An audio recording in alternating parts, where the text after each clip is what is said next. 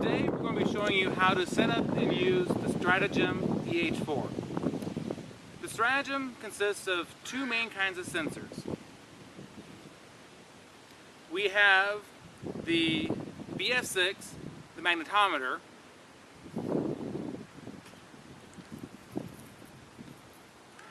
and then we have the BE26, which is our E-field sensor. We also have the AFE, or analog front end, which is just gains and filters. The Stratagem system also includes a console. The console is where the data logging happens, and we will show you this part of the system later. The first step we're going to do here today is what we call the parallel test. This is a very important diagnostic tool to help you determine if your Stratagem EH4 is working properly or not. We recommend doing this at the beginning of each day and at the beginning of each survey, or when you're having troubles with your instrument.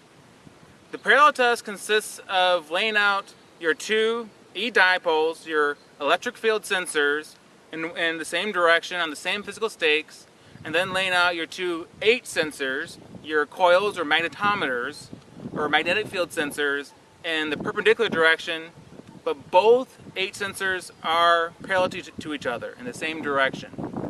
This is so that we have the same signal going into both E-field sensors and the same signal going into both H sensors. This way we can better diagnose if something's gone wrong with one of the channels and not on the others. The dipole length on the Stratagem is not critical, but you do need to accurately measure your X dipole and your Y dipole using a tape measure. And the maximum dipole length on the Stratagem is 50 meters. Now I'm going to connect the BE26, which is the electric field sensor, to the AFE.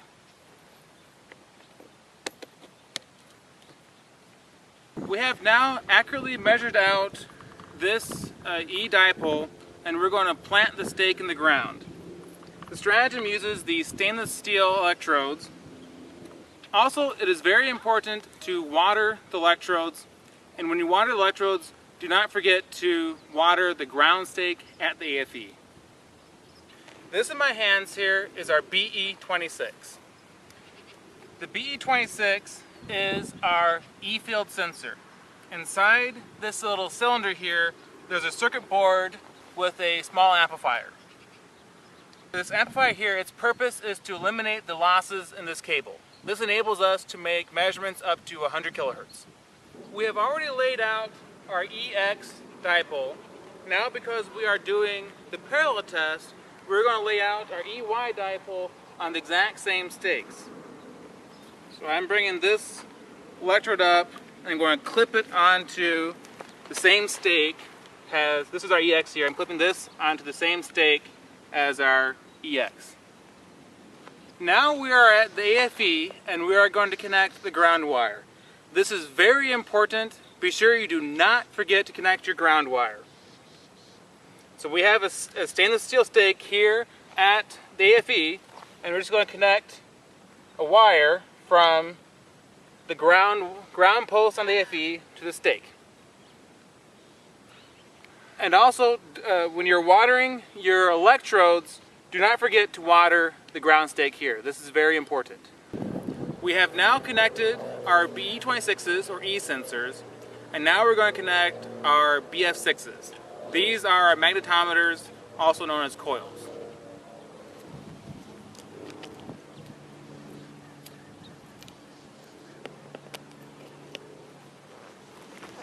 Now that we have laid out our BE26s, or E sensors, before we can lay out our H sensors, our magnetometers, we need to know what the azimuth or the bearing is of our E-line. And we will do that using a Brunton compass. We need to lay out the magnetometers of the H sensors 90 degrees to the E-line, and we need to do that very accurately, within a degree. About 124 degrees. Every Stratagem system ships with two coils. These coils are pre-labeled as Y or X. and there will be a label on the end of each coil identifying which one is which. It is very important when you use your system that you connect the cable from the Y coil into the HY channel on the AFE and the X coil into the HX channel on the AFE. We are now going to connect the magnetometer.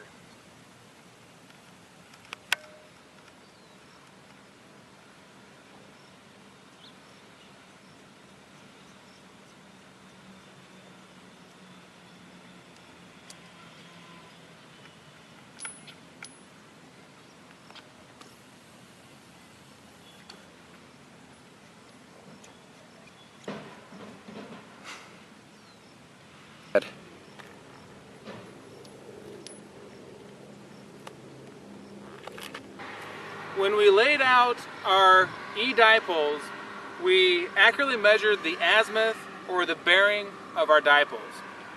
Now that we've set our coil out, we need to accurately place this coil 90 degrees to our E-sensor. And we do that using a Brunton compass. So I've set the coil down somewhere approximately 90 degrees from our E-sensors, and now I'm going to more accurately place it using the Brunton compass. I laid out the E-sensors at 124 degrees.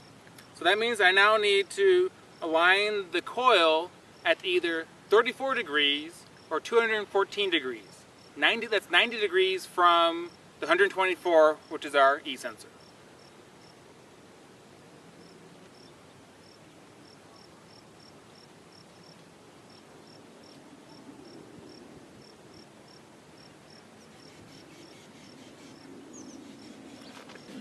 By the way, an important note here on the Brunton compass, it is affected by nearby magnetic objects. This means both the coil and any magnetic objects on yourself, in particular belt buckles. We have now accurately laid out the BF6 using a Brunton compass, and now we need to make sure it is level. You can use anything from a regular torpedo level you can buy from any home store, or you can use the level that's built into the Brunton compass.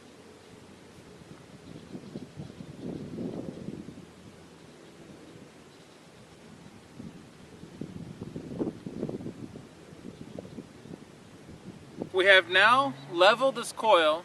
Now we need to go back and double check that we have not bumped it one way or another while leveling it. We have now set up our system for a parallel test. Both of our E sensors, our EX and EY, are out on the same stakes, and now we have our magnetic sensors that are here parallel to each other. Note that closest they're about 1 meter apart, but the magnetic sensors are still perpendicular 90 degrees from our E sensors. We have now connected up all our sensors to the AFE, the analog front end. Now we need to connect the COM cable, which goes to the console, to the AFE. The COM cable carries power down to the AFE. It also carries control signals down to the AFE, and it carries the analog signals from the AFE up to the console.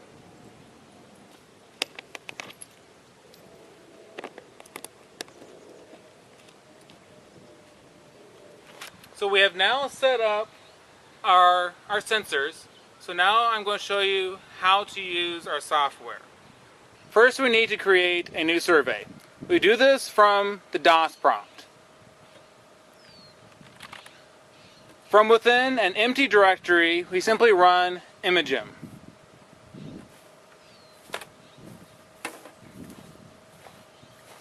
Now, as imagem starts up, it's going to ask you some basic questions about your survey. Does your area have 50 Hertz or 60 Hertz power lines? We're in the US, so we have 60 Hertz. Next, it asks you for what station you're going to start at, and we typically start at 1. Next, you need to give it a survey name. Now note this is DOS, and so we need to limit it to 7 characters. From there, imagem will ask you for your X and Y dipole links. This you can change before your first station. This just gives it a starting point for your first station. And so you just give it some approximate starting numbers. And I'm telling it 20 meters for both X and Y dipoles. And then Imogen will copy all the calibration files over to your survey directory. Finally, I ask you if you're using low frequency sensors. In a standard Stratagem system, you would say no.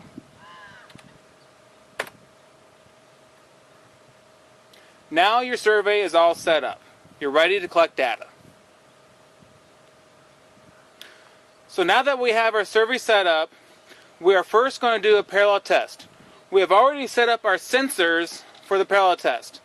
The first thing we need to do in Imogen is make sure Imogen is set up for a parallel test. That is done through the options menu. Then the second option here in the options menu is scalar/tensor. Scalar means a parallel mode. So we need to press enter. Then it asks us whether we want scalar or tensor. Scalar is 0, tensor is 1. So we type in 0 for scalar, press enter, and now we're in scalar mode. We need to go back to the main menu. And now before we actually acquire data, we need to first set our gains. So from this main menu, we go down to the gain setting and press enter. And then it asks you about automatic gain control. We typically do not recommend you use automatic gain control, so in this field, just tell it no. Imogen will typically default to N for no, so you can just press enter to bypass that screen. Next, Imogen will show you the peak amplitudes of your four sensors at the top of the screen. It will show you HY, EX, HX, and EY. Because we're doing a parallel test, your two H values should be nearly the same within a nanotesla or two, and your two E values should be nearly the same within a millivolt or two. If they are not very close, you need to go troubleshoot your system.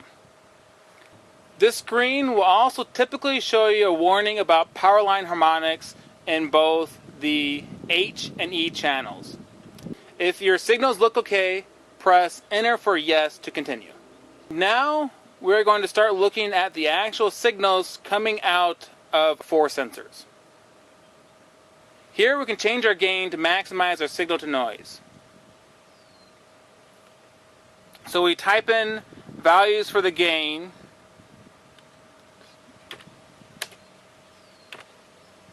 and press enter.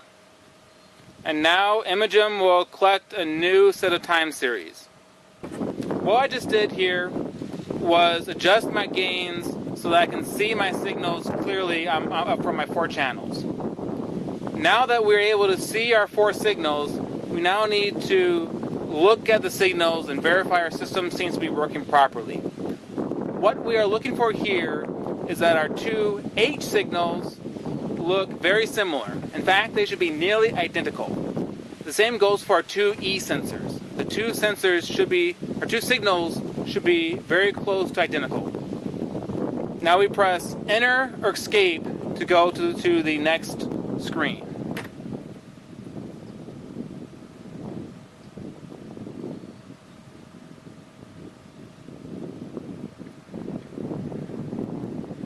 This screen allows us to set our gains for the low pass mode.